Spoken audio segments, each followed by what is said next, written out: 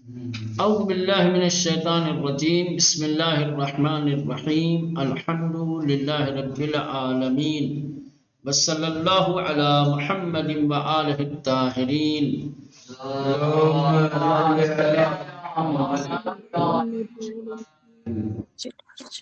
کلمہ والعصر کی تفسیر پڑھ رہے تھے۔ مشیت نے سورہ والعصر میں جو کلمہ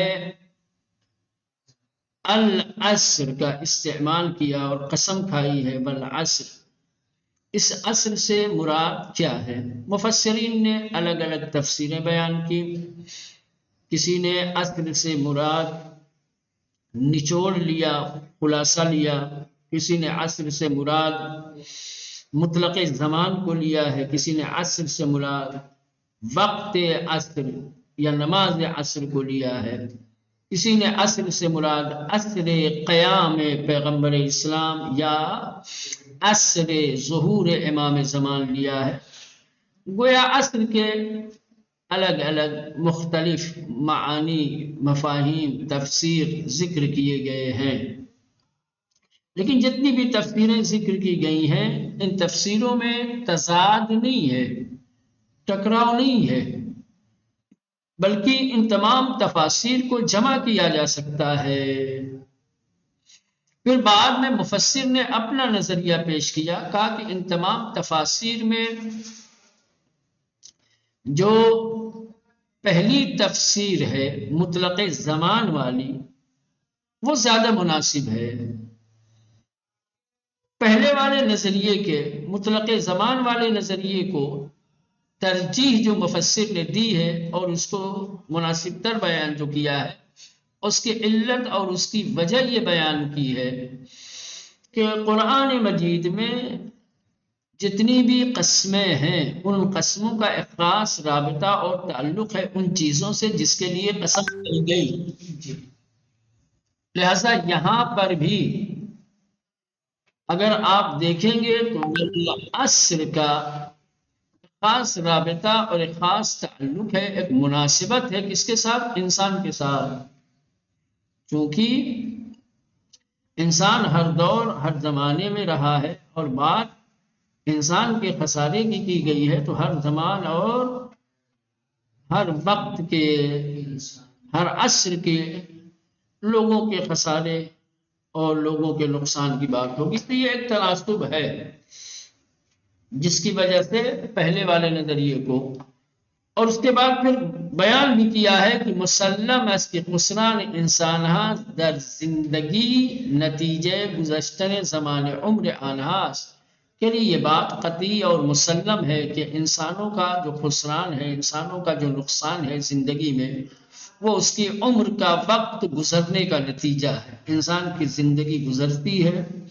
انسان کی عمر گزرتی ہے، اسی کا نتیجہ کیا ہے مولانا؟ یہ خسران ہے۔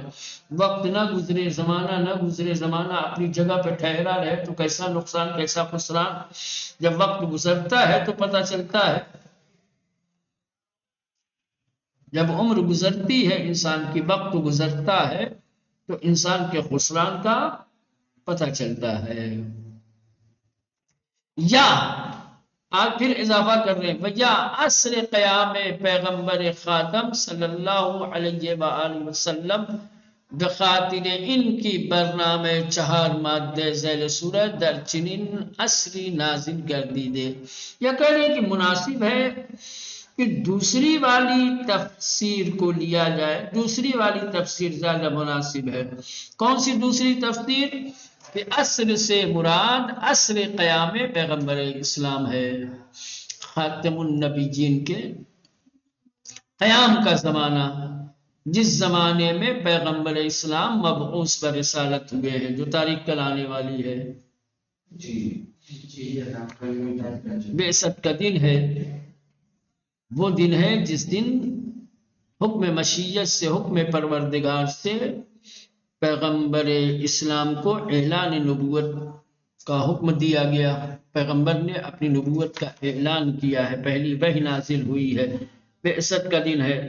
تو یہ جو عصر پیغمبر اسلام ہے، جس زمانے میں پیغمبر اسلام مبعوث ہوئے ہیں، جس زمانے میں پیغمبر اسلام نے قیام کیا ہے وہ زمانہ مراد لیا جائے، وہ عصر مراد لیا جائے تو یہ بھی زیادہ، کیونکہ اس سورہ میں جو انسانی زندگی کے چار اہم مادے اور چار اہم چیزیں کہ جس سے انسان کی کامیابی وابستہ ہے وہ اسی زمانے میں نازل ہوئی۔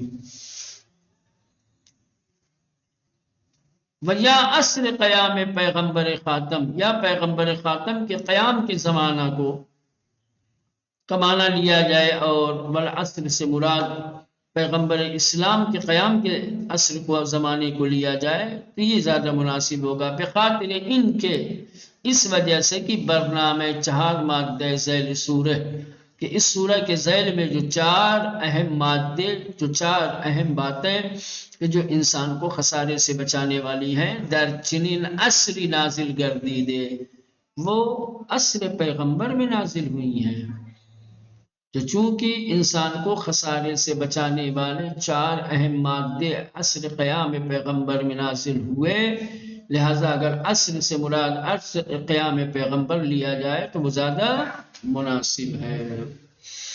وَأَزْ آنچ گفتے شد عظمت آیات قرآن و گستردگی مفاہیم آن بخوبی روشن می شود۔ مولانا ابھی تک جتنی باتیں کی گئیں ان تمام باتوں سے قرآن مجید کی عظمت اور اس کی آیت کے مفاہیم میں کس قدر وسعت ہے، کس قدر گستردگی ہے، اس کا اندازہ ہو گیا ہوگا کہ قرآن مجید کے ایک کلمے میں کتنی گہرائی ہے، ایک کلمے میں کتنی گستردگی ہے، ایک کلمے میں کتنے مفاہیم چھپے ہوئے ہیں، اس کا اندازہ لگ گیا ہوگا کہ ایک والعصر کی مفسرین نے کتنی تفسیریں، کتنے مفاہیم، کتنے معانی بیان کر دیے ہیں۔ یہ قرآن کا نقص نہیں ہے، یہ قرآن مجید کا کمال ہے کہ قرآن مجید کے ایک آیت میں بہت سارے مفاہیم کو سمو دیا گیا ہے، گویا قرآن مجید کی ہر آیت ایسے ہی ہے جیسے ایک کوزے میں سمندر سمٹا ہوا ہو، سمجھ رہے ہیں؟ اتنی جامع اور کامل گفتگو اور کلام آپ کو کہیں اور نہیں ملے گا۔ یہ قرآن مجید کی عظمت اور قرآن مجید کے آیتوں کی گستردگی اور اس کی وسعت کو بیان کرتا ہے۔ از آنچ گفتے شد، جو کچھ بیان کیا گیا ہے اس سے عظمت آیات قرآن، قرآن مجید کی آیتوں کی عظمت و اہمیت و گستردگی مفاہیم آن، اور آیتوں کے مفاہیم کی وسعت اچھی طریقے سے واضح اور روشن ہو گئی ہوگی کہ یک کلمہ از آن تا چه حد پر معنی و شائستہ تفسیر ہے عمیق و گوناگونیز، کہ قرآن مجید کا ایک کلمہ کس حد تک، کس قدر پرمعنی ہے اور مختلف عمیق اور دقیق تفسیروں کے لائق ہے کہ اس کی مختلف تفسیریں کی جائیں، اس کے مختلف مفاہیم کو بیان کیا جائے، اس کے معنی کی وسعت کو ذکر کیا جائے۔ ٹھیک مولانا؟ یہ یہاں تک والعصر کی تفسیر ہو گئی۔ اب در آیه بعد اشاره به چیزی می کند که این سوگند مهم برای آن یاد شده، می فرماید به طور مسلم همه انسانها در زیانند۔ مولانا والعصر کے بعد اب آیہ کریمہ میں اس چیز کو ذکر کیا جا رہا ہے، اس چیز کو بیان کیا گیا ہے کہ جس کے لیے یہ قسم کھائی گئی ہے، جس چیز کے لیے قسم کھائی گئی ہے اب اس کا تذکرہ ہوتا ہے، اور اس کے تذکرے میں قدرت ارشاد فرماتی ہے کہ یقیناً سارے انسان خسارے میں ہیں، سارے انسان نقصان میں ہیں۔ در آیه بعد کی آیت میں اشارے به چیزی می کند اس چیز کی طرف اشارہ کیا گیا ہے کہ ان سوگند مہم برائے آن یاد شدے کہ جس کے لیے یہ اہم قسم کھائی گئی ہے۔ می فرمائے ارشاد ہوتا ہے بطور مسلم، بطور مسلم یعنی حقیقتاً، یقیناً، بالاتفاق، یہ بات قطعی اور مسلم ہے، ناقابل انکار ہے کہ ہمیں انسان در زیانند کہ سارے کے سارے انسان خسارے میں ہیں۔ ان الانسان لفی خسر، انا آپ جاتے ہیں حروف مشبہ بالفعل ہے، قطعیت کو بیان کرتا ہے، حتمیت کو بیان کرتا ہے، اور اس کے بعد الانسان پہ الف لام لگا ہوا ہے جس سے جنس کی طرف تمام انسان، ٹھیک چلے۔ سرمایہ ہائے وجودی خود را چے بخواہن یا نخواہن از دست می دہن، مولانا انسان چاہے یا نہ چاہے اپنے وجود کا سرمایہ تو اسے کھونا ہی ہے، چاہے دوسرے سرمایہ کی بات، سب سے بڑا سرمایہ انسان کا اس کا اپنا وجود ہے، اس کی اپنی زندگی، اس کی اپنی حیات ہے۔ میری زندگی سے بڑی کوئی چیز ہے میرے لیے؟ میری حیات سے بڑی چیز ہے؟ میرا وجود میرے لیے سب سے بڑا سرمایہ ہے، اور یہ سرمایہ انسان چاہے یا نہ چاہے اسے کھونا ہے۔ کل نفس ذائقۃ الموت، جو آ گیا ہے اسے جانا ہے، جسے اللہ نے وجود عطا کر دیا ہے اسے فنا ہونا۔ کل من علیہ فان ویبقى وجہ ربک ذو الجلال والاکرام۔ اب اس سے بڑا خسارہ اور نقصان انسان کا کیا ہو سکتا ہے؟ وجود ہی نہ رہے، باقی نعمتیں اگر رہ بھی جائے تو کس کام کی؟ سارے سرمائے اسی وقت قدر و قیمت رکھتے ہیں جب سرمائے وجود باقی ہو، جب سرمائے حیات باقی ہو۔ سرمائے حیات لٹ جانے کے بعد، ختم ہو جانے کے بعد، پھر کوئی اور سرمایہ کوئی قدر و قیمت نہیں رکھتا ہے۔ اور یہ کہہ رہے ہیں کہ سرمایہ ہائے وجودی خود را، اپنے وجود کے سرمایوں کو چے بخواہن یا نہ خواہن، یہ انسان چاہے یا نہ چاہے، از دست می دہن، سے کھونا ہے، گوانا ہے، یعنی جان جانی ہے، موت کا سامنا کرنا ہے، اپنے وجود کو فنا میں تبدیل کرنا ہی کرنا ہے، ہونا ہی ہونا ہے۔ ساعات و ایام و ماہا و سالہائے عمر بسرعت میں گزرت، ورنہ اللہ نے اس کائنات کا ایک نظام بنایا ہے، اور اس کا نظام اس کے بنائے ہوئے قاعدے قانون کے مطابق مسلسل چل رہا ہوتا ہے، وقت گزر رہا ہوتا ہے، گھڑیاں گزر رہی ہوتی ہیں، دن آتا ہے، رات ہوتی ہے، دن گزر گیا، ہفتہ ہوا، مہینہ ہوا، سال ہوا، اس طریقے سے انسان کی عمر گزر رہی ہوتی ہے۔ انسان وجود سے عدم کی طرف بڑھ رہا ہوتا ہے۔ ساعات و ایام و ماہا، گھنٹے، گھڑیاں، دن، مہینے، سال، عمر بسرعت میں گزرت، انسان کی حیات، انسان کی زندگی بڑی تیزی کے ساتھ گزرتی ہے۔ نیروہائے معنوی و مادی تحلیل می رود، انسان کی جتنی بھی مادی اور معنوی طاقتیں ہیں وہ سب کی سب تحلیل ہوتی رہتی ہیں، تبدیل ہوتی رہتی ہیں۔ و توان و قدرت کاستے می شود، انسان کی طاقت، انسان کی شکتی، انسان کی قدرت روز بروز کم ہوتی چلی جاتی ہے۔ خاص طور سے انسان جوانی کے مرحلے سے جب گزرتا ہے، بچپنے سے جوانی تک تو بظاہر دیکھا جائے تو مولانا یہ بھی بظاہر ہے کہ انسان کی قوت بڑھتی ہے، انسان کی طاقت بڑھتی ہے، انسان کا سرمایہ نہ بھائی بڑھتا نہیں ہے، وہ تو جس دن انسان پیدا ہوتا ہے اسی دن سے اس کی عمر گھٹنا شروع ہو جاتی ہے، وہ بڑھتی تھوڑی ہے نا، چونکہ وقت گزر رہا ہے، ہفتے گزر رہے ہیں، مہینے گزر رہے ہیں، سال گزر رہے ہیں، اس کی زندگی بھی وقت کے ساتھ ساتھ گزر رہی ہے اور کم ہو رہی ہے، وہ وجود سے عدم کی طرف بڑھ رہا ہے۔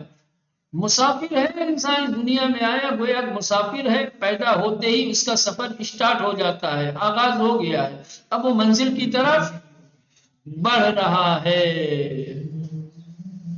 تو ظاہر سی بات ہے ہر دن منزل سے قریب ہوگا، نزدیک ہوگا۔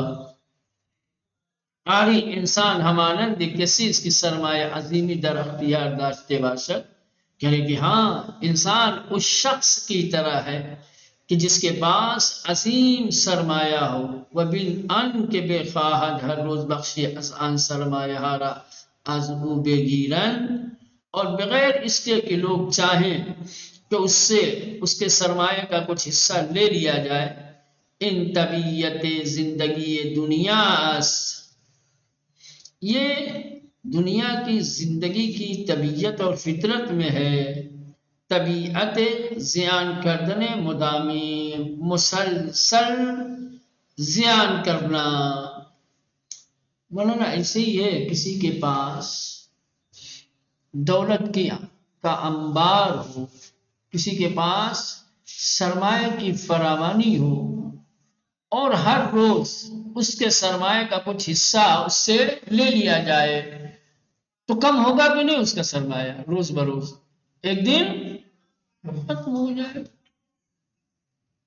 دنیا کی زندگی انسان کی ایسے ہی ہے، اس شخص کی طرح مثال دی کر سمجھایا ہے کہ مثال ہے کہ فرض کر لو ایک ایسا آدمی ہے، ایک ایسا انسان ہے کہ جس کے پاس بڑی دولت ہے، بڑا سرمایہ ہے، ہر دن اس کی دولت اور اس کے سرمایہ سے کچھ حصہ اس سے لے لیا جائے، تو اس کا سرمایہ روز بروز کم سے کم تر ہوتا جائے گا۔ دنیا میں انسان کی زندگی بالکل اسی انسان کی طرح سے ہے، گویا ہر روز ہماری زندگی کا ایک حصہ ہم سے لیا جا رہا ہے، ہماری عمر، ہماری زندگی کا ایک ایک دن ہر دن کم ہوتا جا رہا ہے۔ انسان کی دنیاوی زندگی میں یہ نقصان، یہ خسارہ مولانا دوام رکھتا ہے، دائمی ہے، کبھی ایسا نہیں ہوتا کہ انسان کی زندگی کا ایک حصہ کم نہ ہو، ہے نا؟ کیا بتا رہے آرے انسان ہمانند کسیس کے، ہاں انسان اس شخص کے مانند ہے، اس شخص کی طرح ہے، اس سرمایہ عظیمی در اختیار داشتے باشد، کہ جو اپنے اختیار میں عظیم سرمایہ رکھتا ہو، جو بڑی دولت، بڑے سرمایہ کا مالک ہو، وہ بین ان کی بے خواہد ہر روز بخشی از ان سرمایہ ہر ازو بے گیرن، اور بغیر اس کے کہ وہ چاہے، اگر وہ نہ بھی چاہے، فرض کر لو اگر وہ چاہے کہ ہر دن اس کے سرمایوں میں سے کچھ حصہ اس سے لے لیا جائے، تو ان بالکل ایسے ہی ہے، یہ ان طبیعت زندگی یہ دنیا، یہ دنیا کی زندگی کی طبیعت ہے، یہ دنیا کی زندگی کی خاصیت ہے، بالکل اسی انسان کی طرح کہ انسان کی عمر، انسان کی زندگی ایک عظیم سرمایہ ہے، ہر روز اس سے کچھ حصہ لیا جا رہا ہے اور یہ کم۔ تو طبیعت زیان کردہ میں مداوم، دنیا کی زندگی کی خاصیت یہ ہے کہ ہر روز انسان اپنے وجود کے سرمایہ خسارہ اٹھا رہا ہے، مسلسل انسان زیان کر رہا ہے اس طبیعت اور اس خاصیت کی وجہ سے۔ یہ قلب استعداد معینی برائے ضربان دارد، وقتی ان استاد و توان پایان گرفت قلب خود بخود میں استد۔ مولانا کہہ رہے ہیں کہ انسان کے سینے میں جو دل دھڑک رہا ہے، سمجھ رہے ہیں، اس دل دھڑکنے کے لیے بھی ایک معین قدرت اور طاقت دی گئی ہے، انسان کے دل کو دھڑکنے کی محدود قوت دی گئی ہے، معین قوت دی گئی ہے. جب تک دھڑکنے کی قوت ہے، طاقت ہے، انسان جی رہا ہے. جس دن یہ طاقت ختم ہو جائے گی مولانا دل دھڑکنا بند ہو جائے گا. پر انسان کا کام، ہر چیز کی لمٹ ہے، بتانا یہ چاہتے ہیں. آپ یہ مت سمجھیے کہ ہمارے دلوں میں، ہمارے سینوں میں جو دل دھڑک رہا ہے اس کی کوئی لمٹ نہیں ہے، اس کا کوئی اندازہ نہیں ہے. نہ ضربان قلب، دل کی دھڑکنوں کے لیے بھی ایک معین مقدار ہے، ایک معین قوت ہے. جب تک وہ قوت ہے دل دھڑک رہا ہے. جس دن وہ قوت ختم ہوگی دل دھڑکنا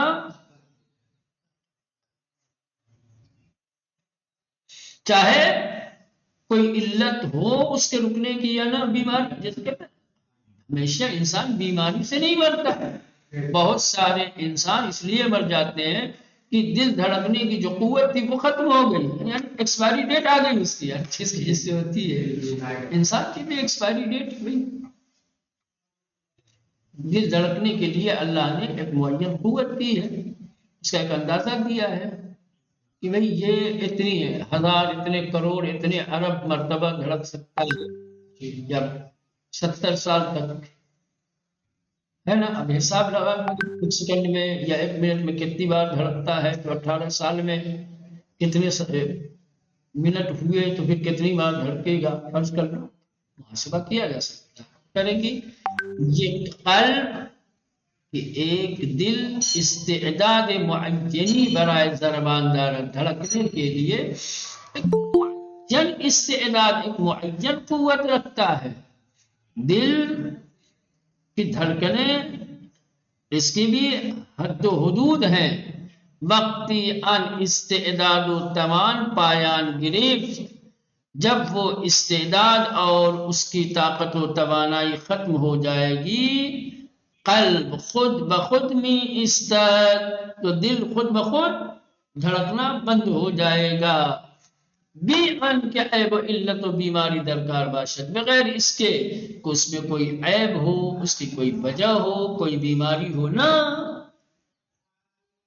جب لمٹ رکھی ہے مولانا، ہم لوگ گاڑیوں میں تیل بھرواتے ہیں، ہر گاڑی کی ایک ٹنکی ہوتی ہے، اس کی ایک ظرفیت ہوتی ہے، کسی میں 4 لیٹر، کسی میں 50 لیٹر، کسی میں 20 لیٹر مولانا، کسی میں 1000 لیٹر. گاڑی اگر چل رہی ہے تو قطرہ قطرہ قطرہ قطرہ پیٹرول جلتا ہے اور ٹنکی خالی ہوتی رہتی ہے.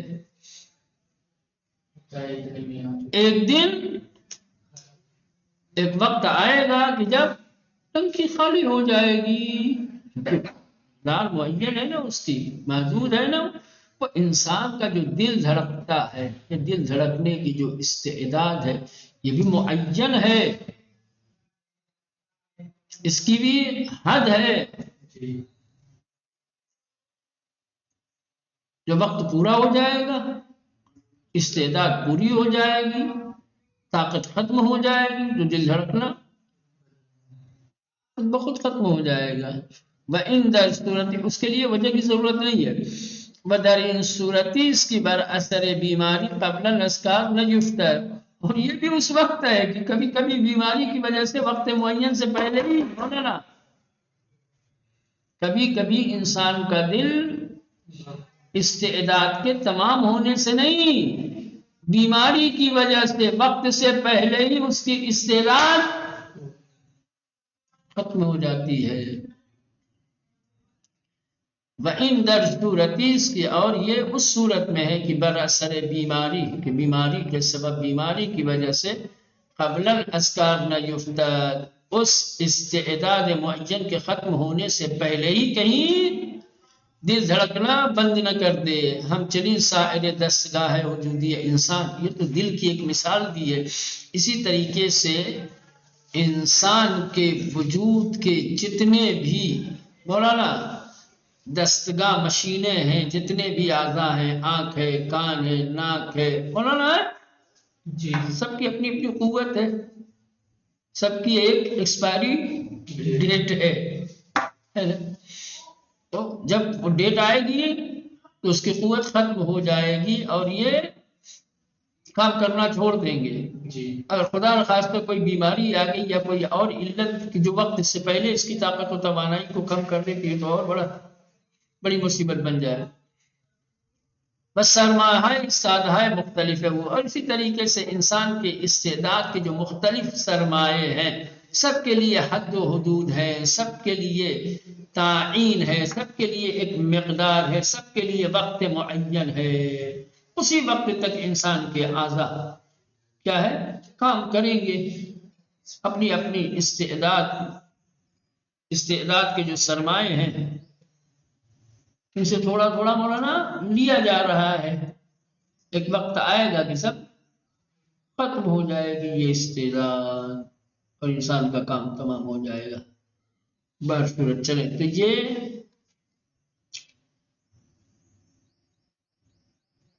ذکر تھا، یہ بحث تھی اس کے بارے میں کہ جس کے لیے قسم کھائی گئی ہے انسان۔ اب اس کے بعد خسر کی حقیقت کیا ہے، اس کے لغوی معنی کیا ہے، تو انشاءاللہ کل دیکھیں گے۔